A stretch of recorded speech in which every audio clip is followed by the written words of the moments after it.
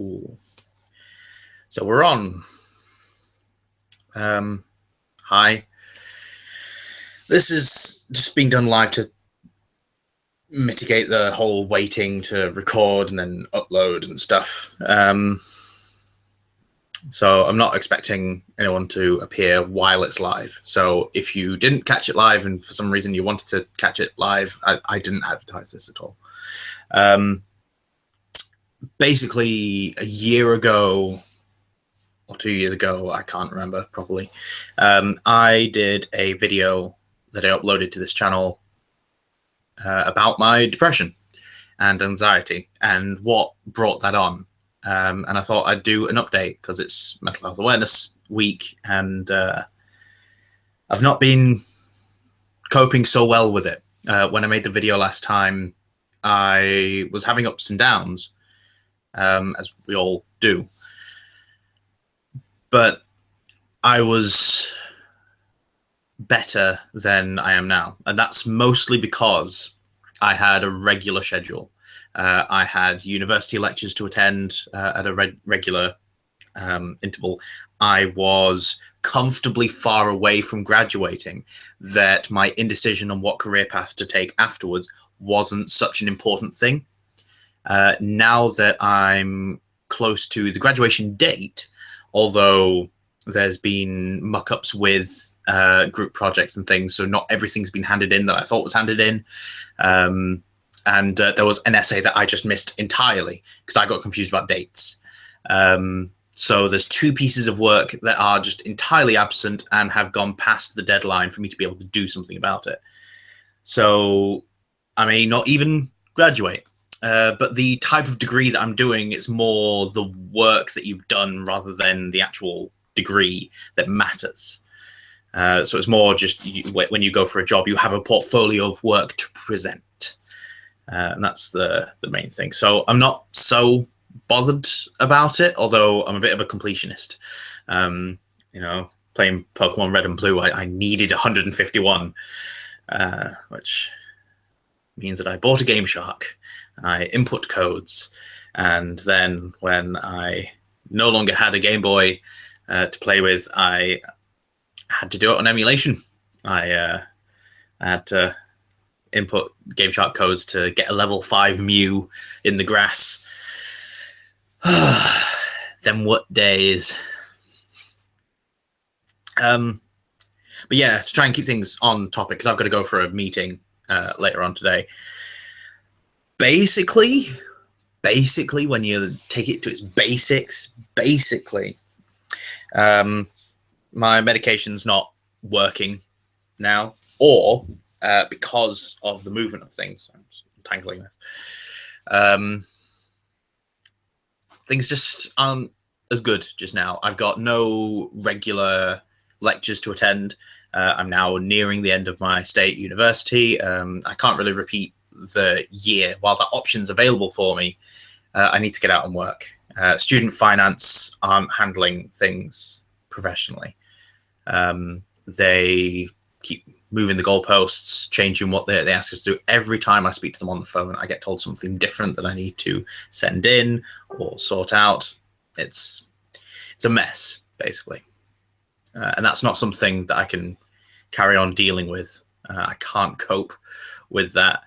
But on top of that, the fact that they've messed up so many times and misinformed us about what's available and what's coming, I need to get out and work. So, looking for a job. So yeah, and that bums me out. University, during my first and second years, I had such a hard-on for university. I loved the academic environment. I loved having lots of people around and being able to talk about things, read new things. It was really invigorating. It really was. But it's something that I'm not able to pursue at the moment. So I need to find something to do. Oh, excuse me. I haven't been sleeping properly, so I'm a little tired. But things are moving on. Things are moving around. I've got people that I'm speaking to. Basically, I'm kind of hiding myself in gaming stuff at the moment, but not like computer games and stuff. I'm really struggling to get into computer games these days, but like tabletop gaming. I keep getting pushed into becoming a professional DM, dungeon master. For those that don't know, so I'm supposed to find a way to become a professional game runner, a game referee for these games that most people just play for fun. And it's an avenue that I'm struggling to parse in my head. I know that there are some professional game masters out there, but me and capitalism don't have the best understanding. I really do struggle with money and kind of getting my head around it. Charging someone some money or asking something in return for something that I'm doing for them, really, there's a struggle in my head with that. And no matter what it is, I could be providing a completely superfluous service and I would still struggle to ask for money for it. If it's an essential service, that makes it worse. I don't think I could feel comfortable being a teacher or a doctor or a solicitor or a judge or a firefighter or working as part of those services, being an essential part of an essential framework for society to function as we currently understand it, and accept money for it. But I know that I need money to survive. And of course, that still introduces all those different cultural factors, such as if I'm being paid less because an employer understands my views on the matter, I'm still going to be comparing what I'm being paid as a value level for me, what my worth is in comparison to other people. And so if I'm seeing my immediate colleagues being paid more, that's going to have a negative effect on how I feel I'm being viewed by my workplace, which means I'm going to lower my expectations of the workplace and not produce as good work. So capitalism kind of trapped me in this thing where I need to have money and have an amount of money that makes me feel like I'm worthwhile as part of the system and society. But I also don't feel comfortable with it. And that part isn't the fault of society or capitalism. That is purely my Marxist tendencies leaking out, which I didn't fully realize were Marxist tendencies until I started reading about Karl Marx at university. So it's an odd place I find myself in. But I'm not a flag-waving anarchist by any stretch of the imagination.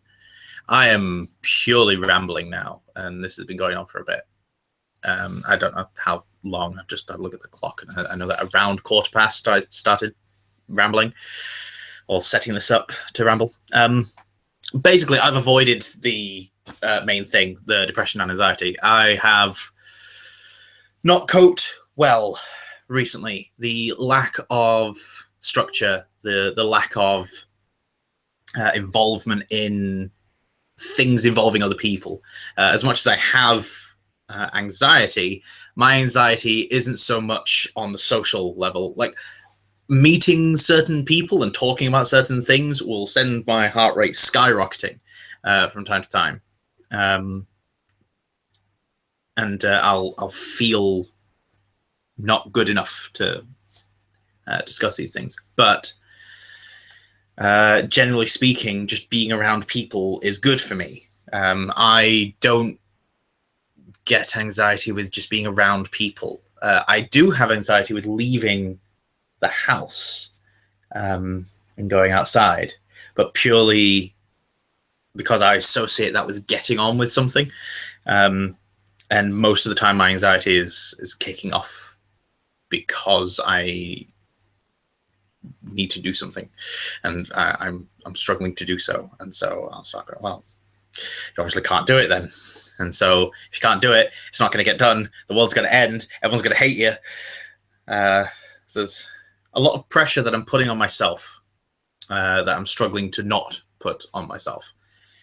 And that, I think, is part of the depression side of things. At least that's what the doctors tell me. And I find myself in agreement that the depression is not helping there. The days where I struggle to move and do anything, I'm just trapped in my own head. And it doesn't help that I know that there's... No, you know what? I don't know. It doesn't help that I think that there's a solution out there, that a way to no longer be feeling this way is for me to get my daughter back. But there's no guarantee of that. As much as growing up with my mum and my stepdad, the way things were there, and my dad's distance from things hasn't set me up with the strongest platform in life to kind of work from. I don't think that's the stuff that's tipped me over the edge. Things got markedly worse when my ex stopped me from seeing my daughter before she was even born. And things have got worse. I predicted at the time that if things weren't resolved one way or another, that I just wouldn't be able to cope, that I would break as a person. And so we were discussing just dropping all legal proceedings, that I would give up and not fight to see my daughter. And there were times that I really, really wanted to. Like, I would discuss with my wife now, she wasn't my wife then, what I should do. And she wouldn't tell me what to do. She, annoyingly at the time, although I'm very grateful for it now, she would walk me through thought exercises. You know, how would I feel in 5 years' time with the decision that I made, in 10 years' time with the decision that I made?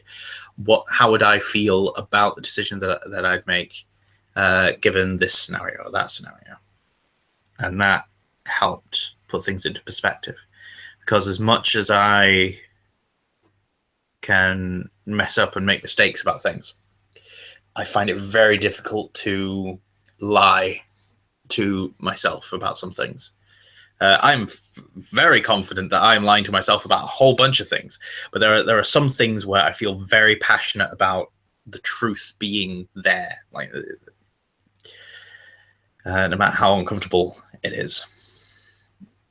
And so I went through the thought experiments, and yeah, I could not live with myself. I could not be comfortable with a decision where I simply stopped trying. And so I carried on. I carried on for years, for a good 5-6 years through British court systems. And then they moved away to America, cut off contact loads of times.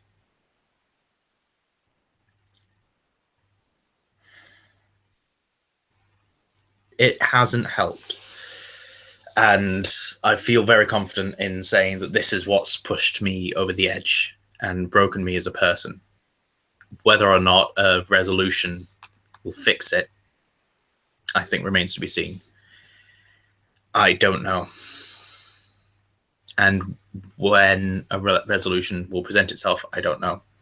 I want to be fixed before a resolution is reached. This is something where events outside of me have exacerbated an internal situation, my own feelings and thoughts on things. So there must be a way to fix it. There must be a way out. for me. And that's a dangerous line of thinking. And I recognize that. Because if I'm wrong, if there isn't a way out, and this is representative of a permanent chemical imbalance that I and my body are incapable of resolving this without external chemical help, that is going to be very upsetting for me. I'm not going to cope well with that news and revelation. I know that now. So if that happens to be the case, I have no idea how I'm going to handle it, how I'm going to cope. But I'm going to have to in some way.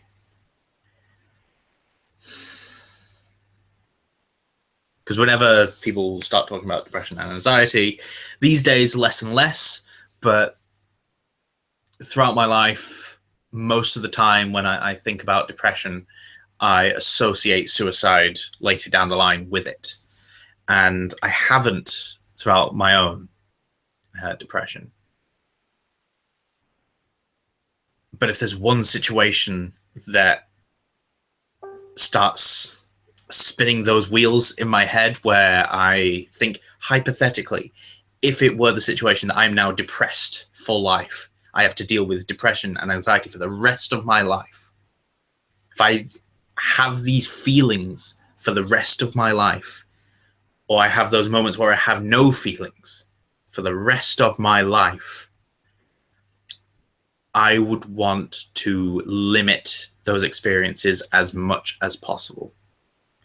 And so, as a thought experiment, I would explore avenues. But I can't, especially right now, because I feel too beholden to my son, Eric, and my daughter, Neve, and my wife. Like, I can't. Wow, this has taken a dark turn. Yeah, so basically, when it comes to those thoughts of like suicide and not being here anymore, I can't get away from the ideas that it's not only very selfish that I'm taking myself out of the equation of other people's lives, just to look after myself, but also I can't get away from the upset and turmoil that would cause the other people in my life. And that's not something I can abide. And something that makes me feel comfortable is the fact that I have such a rage about the idea of doing that. Like, I would hate the version of me that would be willing to do that. So it's never been something that I've seriously entertained, but it's still something that I fear is something that will be more seriously entertained if I were to receive the revelation that this is me now. That because my ex decided to be a fucking bitch and just dig her heels in and just ruin her own child's life by dragging her through court proceedings and having to deal with what she can call her dad. Just, seriously, Kate, you are a fucking bitch. As much as I try to be diplomatic throughout many avenues that I have for speaking with the world, you seriously are. You are a moron of the highest proportion, and you raise such ire in me. And you have had a profound impact on my life with your actions. You stopping me from seeing my daughter, a girl who I love more deeply than I thought at the time I could love another person. And then Eric came along, and I got to experience being a dad close up. And that just makes it worse, because now I know what I've been missing with Neve. Anyway, I I'm seeing those messages and the time, and I know that I need to leave for a train soon. So,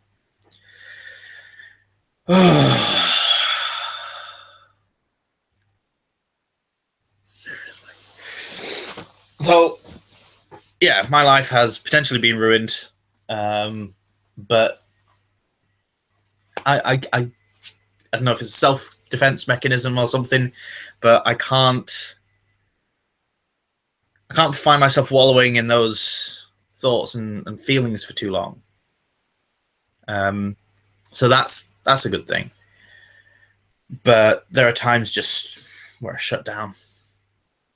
I can't think or feel about anything.